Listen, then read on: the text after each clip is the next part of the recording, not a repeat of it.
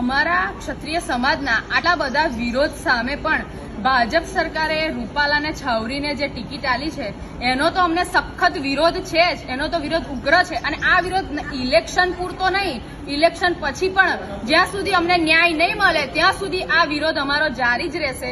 અને તમારા આ માધ્યમ દ્વારા મારે મોદીજી સુધી એક વાત પહોંચાડવી છે કે એ આટલી મોટી મોટી મહિલા સશક્તિકરણની વાતો કરે છે. મેં એમના ઘણા પ્રવચન સાંભળ્યા છે, ભાષણ સાંભળ્યા છે, અને હું એવું માનતી હતી કે મોદી સાહેબ સ્ત્રીઓ પ્રત્યે બહુ સંવેદનશીલ છે.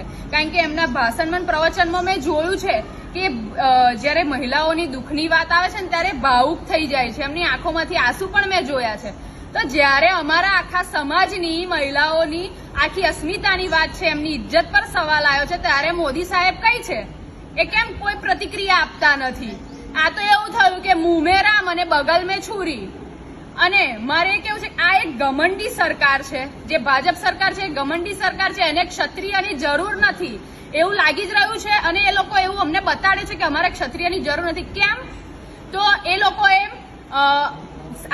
આ બધું જે છે સરકારી પ્રશાસનોનો ઉપયોગ કરીને એ લોકો અમારા આંદોલનને દબાવવા માંગે છે.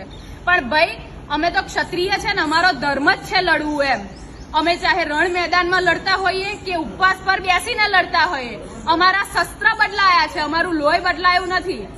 અને તમે લોકો આ એટલા જ બધા સક્ષમ છો, તમને એટલો જ બધું કોન્ફિડન્સ છે, બધું બરોબર, તો પછી તમે લોકો અમારા સમાજના આગેવાનોને બોલાવીને છુપાઈને કેમ મિટિંગો કરો છો? ખુલ્લેઆમ બહાર આવો ને અને તમે અમારા આખા સમાજને સમજાવો. તમારે ખાલી એક વ્યક્તિને સમજાવવાનો હતો, એની સામે તમે અત્યારે અમારા સમાજને આખા સમજાવવા જાઓ છો, આગેવાનોને બોલાવીને મિટિંગો કરો છો, અમારી એકતા તોડવાની કોશિશ કરો છો. પણ જ્યારે ક્ષત્રિય સમાજ એક થાય ને ત્યારે એમાં કોઈનું ચાલશે નહીં. અને અમે બધા અત્યારે ક્ષત્રિયો એક જ છીએ. અને તમે જે તમારી પુરુષોત્તમ રૂપાલાને ટિકિટ આપીને જે તમે પ્રતિક્રિયા બતાવી છે, હવે આનું રિઝલ્ટ અમે ઇલેક્શનમાં ભાજપ વિરુદ્ધ મતદાન કરાવીને અમે અમારી પ્રતિક્રિયા બતાવીશું. જય ભવાની, જય ભવાની, જય ભવાની, જય ભવાની.